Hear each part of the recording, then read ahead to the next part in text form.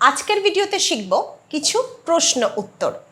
প্রশ্ন এবং উত্তর আমরা কিভাবে ইংরেজিতে বলবো তারই একটা ভিডিও আজকে। দেরি না করে চটপট শুরু করি চলো।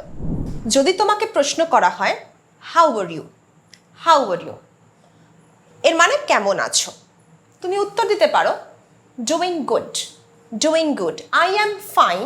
এটা ভীষণ প্রচলিত, এটা না বলে নতুনভাবে বলতে পারো ডুইং গুড, ডুইং গুড।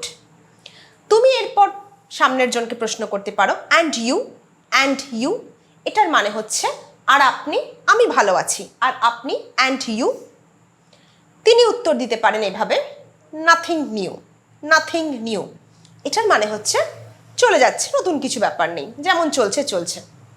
তাহলে আরেকবার বলছি, ধরো তুমি প্রশ্ন করলে হাউ আর ইউ, উত্তর আসতে পারে, উত্তর হতে পারে ডুইং গুড, অ্যান্ড ইউ এর উত্তর হতে পারে নাথিং নিউ, নাথিং নিউ।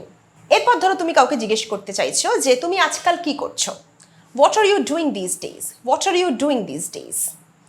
উত্তর হয়তো এরকম যে আমি একটা নতুন ভাষা শিখছি, I am learning a new language, I am learning a new language.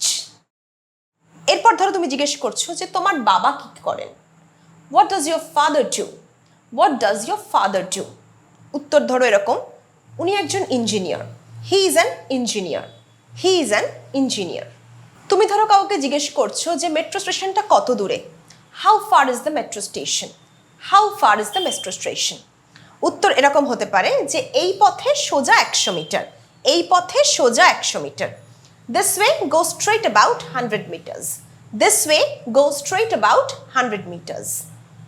এরপর ধরো প্রশ্ন আসতে পারে তুমি কি আমায় একটু সময় দিতে পারো, can you give me a moment, can you give me a moment.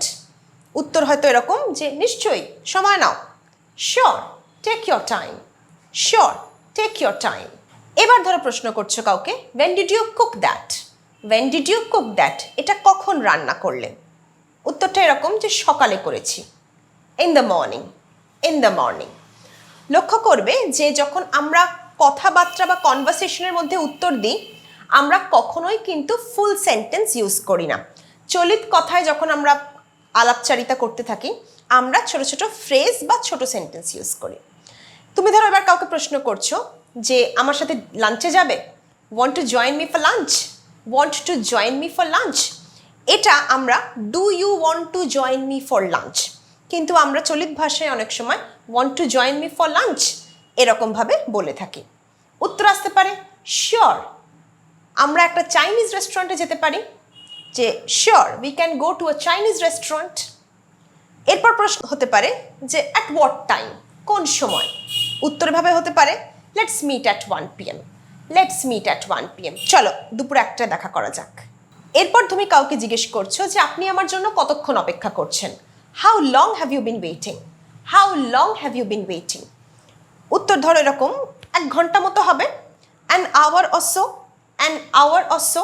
এটা ফুল সেন্টেন্স এরমভাবে বলতে হতো I have been waiting for an hour or so, কিন্তু ওই যে বললাম চলিত কথায় আমরা পুরো সেন্টেন্স বলি না, তাই তোমরা উত্তরভাবে দিতে পারো অ্যান আওয়ার অরসো। আশা করব আজকের ভিডিও থেকে তোমরা প্রশ্ন উত্তর কিভাবে করতে হয় একটু হলেও শিখেছো।